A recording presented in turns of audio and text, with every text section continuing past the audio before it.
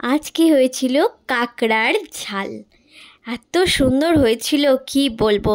তো প্রথমে কাঁকড়ার পাগুলোকে ভালো করে নোড়া দিয়ে থেতো করে নিচ্ছিল, যাতে মশলাগুলো খুব সুন্দরভাবে ঢুকে যায়।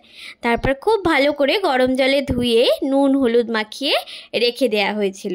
তারপর কড়ার মধ্যে তেল দিয়ে আলুগুলোকে খুব সুন্দর করে ভেজে নেওয়া হয়েছিল লাল লাল করে।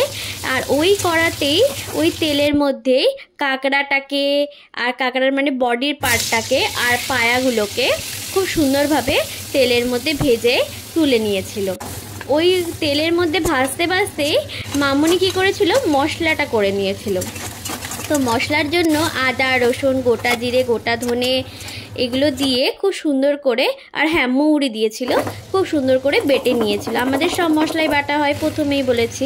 তারপর একটু গরম মশলা থেতো করে ফোড়ন দিয়ে তার মধ্যে পেঁয়াজ আর টমেটো দিয়ে একটু হালকা করে নুন দিয়ে ভালো করে নেড়ে চেড়ে নিয়ে তারপর যখন পেঁয়াজের কালারটা একটু ফেড হয়ে আসবে তখন ওই বাটা মশলাটা ওর মধ্যে দিয়ে আবার নুন হলুদ আবার লঙ্কার গুঁড়ো আর সামান্য পরিমাণ চিনি দিয়েছিল কালারটা খুব সুন্দর আসার জন্য। তো ভালো করে মশলাটাকে কষিয়ে এবার তার মধ্যে ভেজে রাখা আলুগুলোকে দিয়ে আবার খুব সুন্দরভাবে যতক্ষণ না খুব সেন্ট আসছে অনেকক্ষণ ধরে কষিয়েছিল।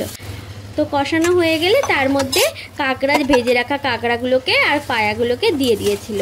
তারপর একটু আবার নাড়িয়ে চাড়িয়ে তার মধ্যে জল দিয়ে একটু কাসুরি মেথি দিয়ে ফুটিয়ে ব্যাস নামিয়ে নিয়ে।